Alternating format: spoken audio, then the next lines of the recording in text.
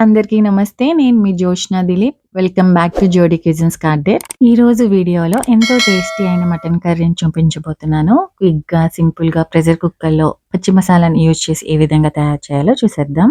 ముందుగా ఉల్లిపాయ, టమాటాలను ముక్కలుగా కట్ చేసుకోవాలి.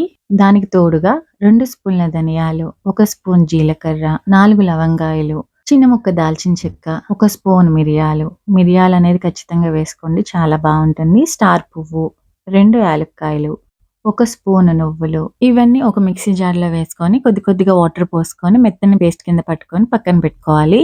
కూర వండుకునే విధానం: ఒక కుక్కర్‌లో కొద్దిగా నూనె వేసుకొని వేడెక్కాక సన్నగా నిలువుగా కట్ చేసుకున్న పచ్చిమిర్చి, అల్లం వెల్లుల్లి పేస్ట్, కొద్దిగా పసుపు, ఉప్పు, మనం ముందుగా పట్టుకొని ఈ మసాలా పేస్ట్‌ని వేసుకొని పచ్చివాసన పోయేంత వరకు వేయించుకోవాలి. ఎవరైతే నా ఛానల్‌ని కొత్తగా చూస్తున్నారో అండ్ సబ్స్క్రైబ్ చేయకుండా చూస్తున్నారో దయచేసి నా ఛానల్‌ని సబ్స్క్రైబ్ చేయండి. అలాగే పక్కనే ఉన్న బెల్ ఐకాన్‌ని క్లిక్ చేయడం అస్సలు మర్చిపోవద్దు.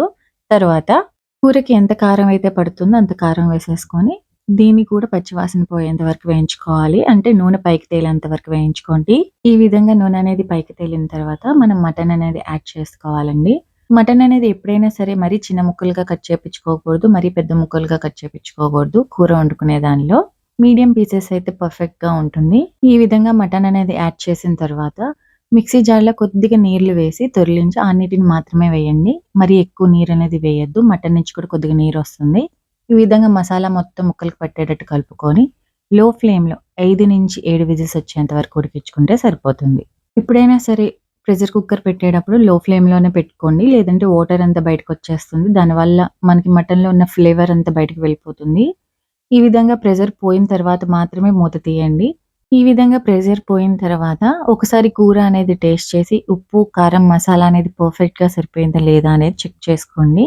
అదే విధంగా ముక్క అనేది ఉడికిందా లేదా అనేది కూడా చెక్ చేసుకోండి. ఈ విధంగా చెక్ చేసుకున్న తర్వాత కూర కన్సిస్టెన్సీ అనేది మరీ వాటరీగా అనిపిస్తే 2 మినిట్స్ పాటు పొయ్యి మీద పెట్టి మరలా కుక్ చేసుకోండి. మీకు గనక కన్సిస్టెన్సీ అనేది సరిపోతే గనక కుక్ చేయాల్సిన అవసరం లేదు. చివరిగా కొత్తిమీర వేసి సర్వ్ చేస్తే సరిపోతుంది. మటన్ కర్రీ అనేది కొద్దిగా చల్లారిన తర్వాత చిక్కదనం అనేది వస్తుంది. కాబట్టి కొద్దిగా పలుచగా ఉన్నప్పుడే మనం సర్వ్ చేసుకోవాలి. అంతేనండి, ఎంతో టేస్టీ అయిన మటన్ కర్రీ రెడీ అయిపోయింది. దీన్ని ఎందులోకైనా సర్వ్ చేయొచ్చు.